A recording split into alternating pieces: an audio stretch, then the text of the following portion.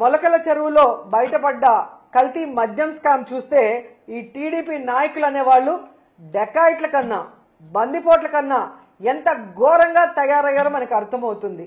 ఎందుకంటే జగన్మోహన్ రెడ్డి గారిని కొట్టే దమ్ము లేక ఈవీఎంలను మేనేజ్ చేసుకొని జగన్మోహన్ రెడ్డి గారు ఇస్తున్న మంచి సంక్షేమ పథకాలు ఇవ్వటమే కాకుండా సూపర్ 6 ఇస్తాము, ఇద్దరుంటే ఇద్దరికి నలుగురుంటే నలుగురికి అని ఏ విధంగా అబద్ధాలు చెప్పి అధికారంలోకి వచ్చింది ప్రజలకి మంచి చేయడానికి కాదు, ప్రజల్ని పీల్చి పిప్పి చేయడానికి అనేది ఈ రోజు తెలుగుదేశం పార్టీ వాళ్ళు మరొకసారి నిరూపిస్తున్నారు.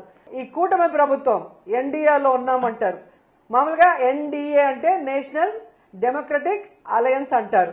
కానీ ఆంధ్రప్రదేశ్ లో మీరు చూస్తే ఎన్డీఏ అంటే నారా నకిలీ డిస్టిలరీస్ అడ్మినిస్ట్రేషన్, నారా వారి దౌర్భాగ్యపు అడ్మినిస్ట్రేషన్. ప్రజల్ని దోచుకోవడానికి, రాష్ట్రాన్ని దోచుకోవడానికే ఈ నారా వారి కూటమి ఏ విధంగా పని చేస్తుందో మనం అందరం కూడా ఒకసారి గమనించాలి.